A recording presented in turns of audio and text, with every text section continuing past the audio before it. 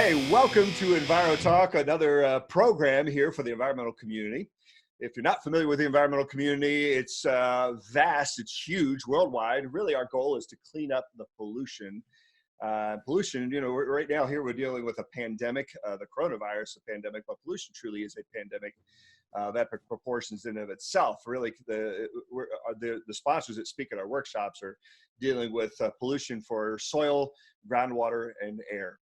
Well, my name is Travis BOWMAN, and I coordinate workshops around the globe for the environmental community called the Environmental Workshops. So you can check out our website.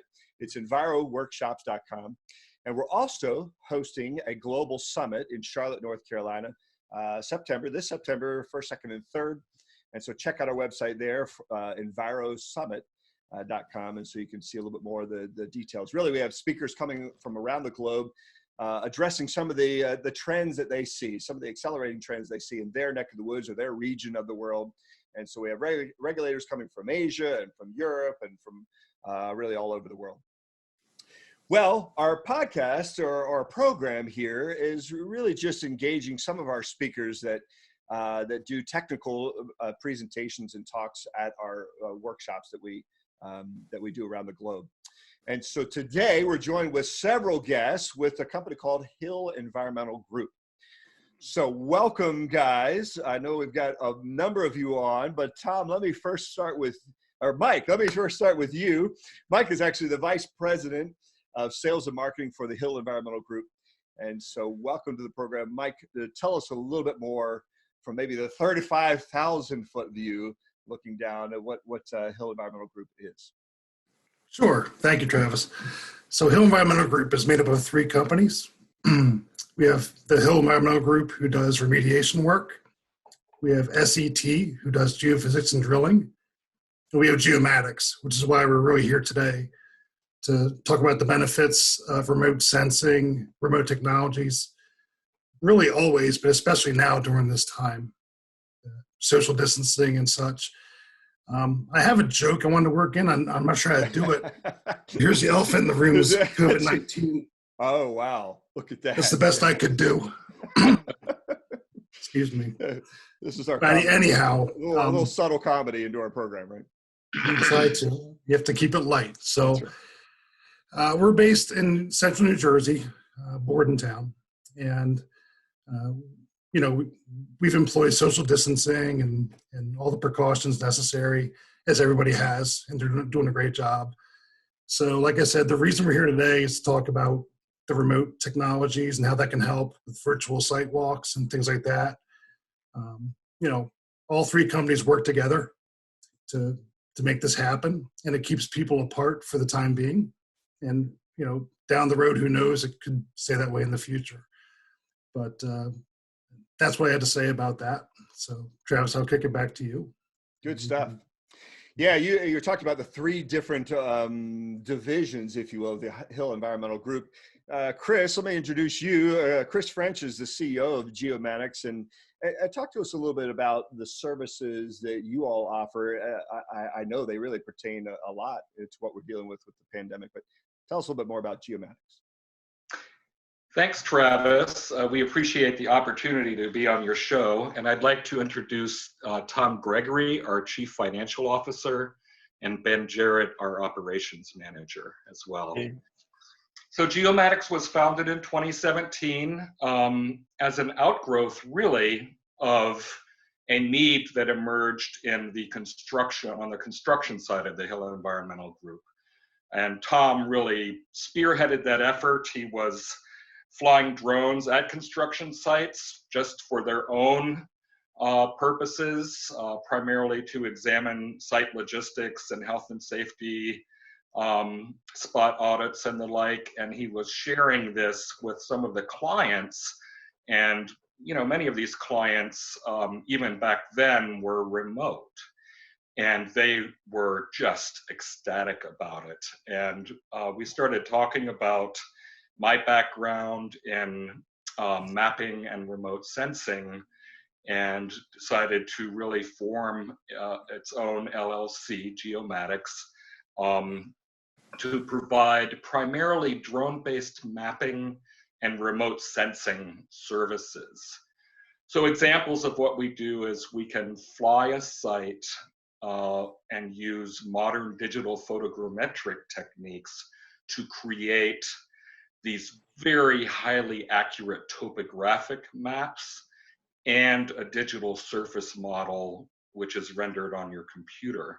And we can link that with highly detailed, high definition orthophotos, color orthophotography.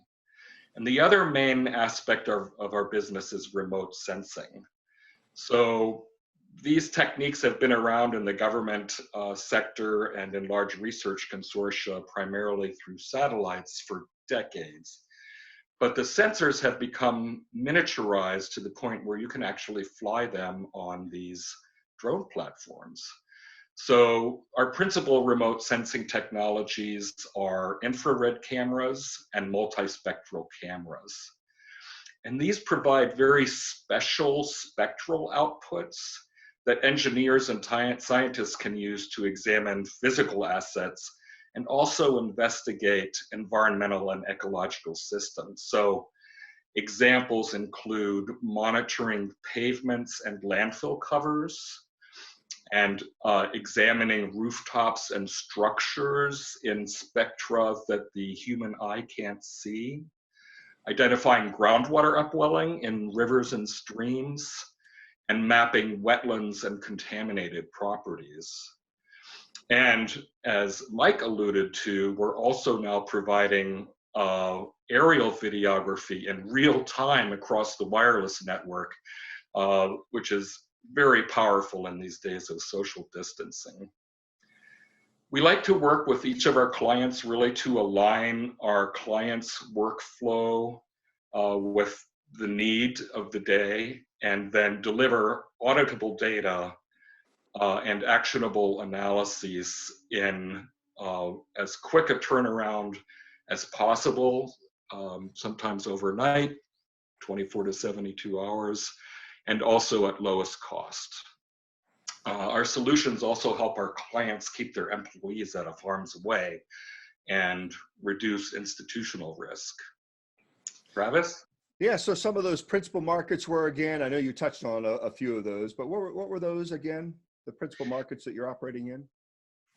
I should have mentioned that. So we cater primarily to professional land surveying groups, environmental and civil engineering concerns, and the construction sector. We also do work for insurance, commercial real estate, and waste management concerns. Travis? Excellent. Okay. So what are some of the, in light of this pandemic that we're dealing with, what are some of the measures that Geomatics has taken to really, I guess, respond to the COVID-19 outbreak? Go ahead, Tom. So early on during this adventure that we're in right now, coronavirus, we authorized all of our personnel to work from home. And quite honestly, we're a remote sensing company. So working remotely is really what we do.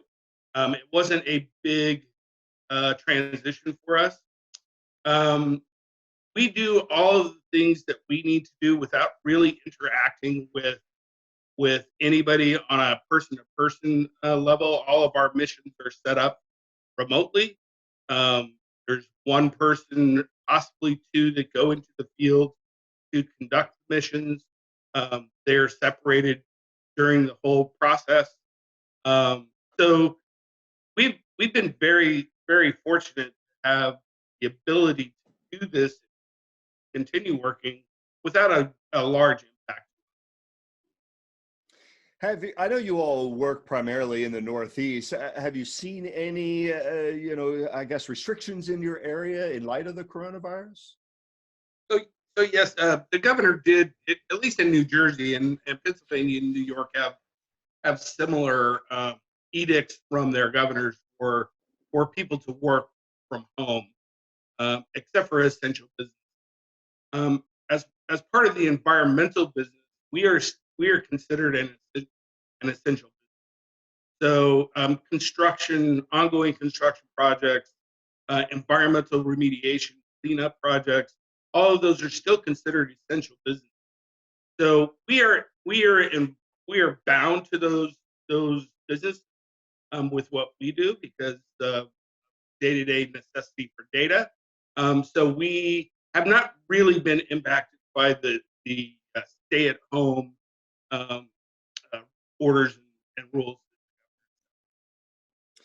So talk to me about how maybe it's impacted you all's operations. And I love the fact that you all are an essential business because, matter of fact, I've been with our other sponsors that I've been interviewing.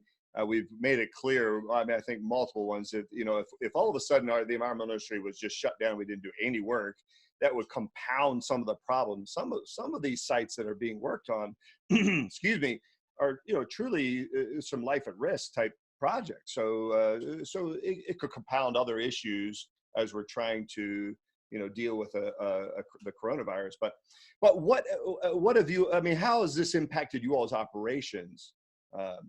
So we're fortunate because our operations manager is here on the call. So we're going to let Ben take that over. He's the one that's been dealing with the day-to-day field work. So Ben, it's all yours. Yeah, thanks, Tom.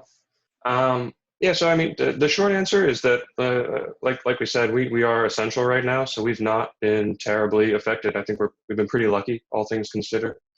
Construction is still going on, surveyors are still out in the field. These environmental remediation is still, fortunately happening. So we've been lucky in that regard. There have been a few projects that have been pushed back. We had a job out at a prison that's been pushed back every 2 weeks for a month or so now. So we'll see, when that happens. But in general, we've been pretty lucky. We do have another opportunity coming up. We've been sort of selected to be part of this big tech incubator grant program down in Cape May. And that's supposed to be like a 6-week thing where we go and we meet people and we meet with, the FAA and business experts. And that was supposed to start, I think, at the end of the month. And I don't think we're going to get to do that anytime soon, unfortunately. But, all things considered, it's been pretty good. We've been working remotely, like Tom said. We're a relatively small company, and most of what we do is just on the computer anyway. So we've been lucky that we've been able to just, have these Zoom calls and things like that. Right. Yeah. And I guess on the upside, I've been getting a few calls recently about new opportunities. People are more interested in remote sensing at this point. We've had some calls for things like live site walks, pre-bid walks. So instead of getting 20 contractors out on a site to look at it, you can send a drone out and we can stream it right to everybody's computer at home and do that sort of thing remotely. So that's been actually sort of a silver lining for us, I think. That's great. So what are you guys doing, thinking of, a post-COVID-19 world and what that looks like? What are you guys doing to prepare for going back to life as normal? Well, I mean, like I said, I'm really hoping that some of these new opportunities, the live site walks, these construction monitoring jobs we're doing remotely, I'm hoping that now the clients have had the opportunity to actually see what it looks like and have been sort of forced into this opportunity for them, that they'll be excited, and hopefully we'll get some repeat business, and it should improve operational efficiencies and cut costs for everyone long term. So I'm optimistic that after this outbreak ends, we can maintain some of that ongoing work. And then, I mean, more broadly, I think we've been really lucky. Everybody's learning how to use Zoom and Teams and do this remote work. So I'm optimistic that we'll be able to continue doing that, not just in the environmental sector, but worldwide once we're done. It saves everybody a lot of time, energy, resources, commuting around and stuff. So I think it's pretty effective. I enjoy these meetings. Good stuff. Yeah. Well, guys, any closing remarks as we wrap things up? Chris, Tom, Mike, anything you want to say? Well, while we were talking, Travis, having been in the environmental remediation world for almost 40 years, and Tom as well, I was thinking about, a lot of these projects are very long term, and they go through a phase of investigation, design, construction, stepping back, assessing the results. In a post-COVID world, how might that change? I think, to Ben's point, leveraging these remote sensing opportunities, both in terms of source investigation, but also during construction, to demonstrate to the regulators that your workers in the field are obeying social distancing, because I have a feeling this is going to be around for at least a couple of years before, you know, a cure is found. And so people are going to have to adopt not only to a stricter control around their workers, but also to demonstrate attainment. And this is where these remote I mean, we can launch a drone and in real time over the wireless network show to all of the remote managers what their workforce is doing, how this construction logistics are operating. And another area, I know it's a very unfortunate thing, but some facilities may be facing shutdown for a protracted period of time. It's very difficult to amass workers on boots on the ground in dangerous situations, complex facilities. It's far easier to do this remotely from the air, and then with the remote sensing technologies, the thermography, the multi-spec, you can also show the engineering experts, you know, if there are any issues with your equipment, liquid levels in tanks, whether certain areas are overheating, if rust is starting to really corrode some of your critical infrastructure. So a lot of thought, I think, is going to be going into augmenting autonomous and remote opportunities, and then leveraging the technologies such as Zoom and the like to convey those results. Well said. Well said as we wrap up on a Zoom call that we're on right now. So Indeed. this is becoming like the new norm, right? I mean, this is, Yes. I totally agree. I mean, I think this is probably going to continue for quite some time, longer than, Yeah. I mean, these types Travis, of meetings.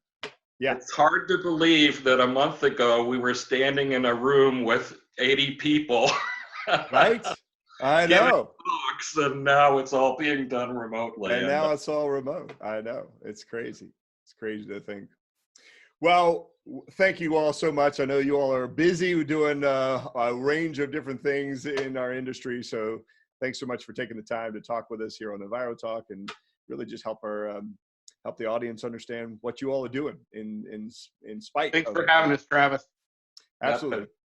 Thanks Thank for you. providing such a vital service, Travis. It's I think people really appreciate it. Good stuff. All right. Well, I'll see you at the next workshop when we get back up and running. So Got it. See you Take guys. care. All right. Bye-bye. Thank you.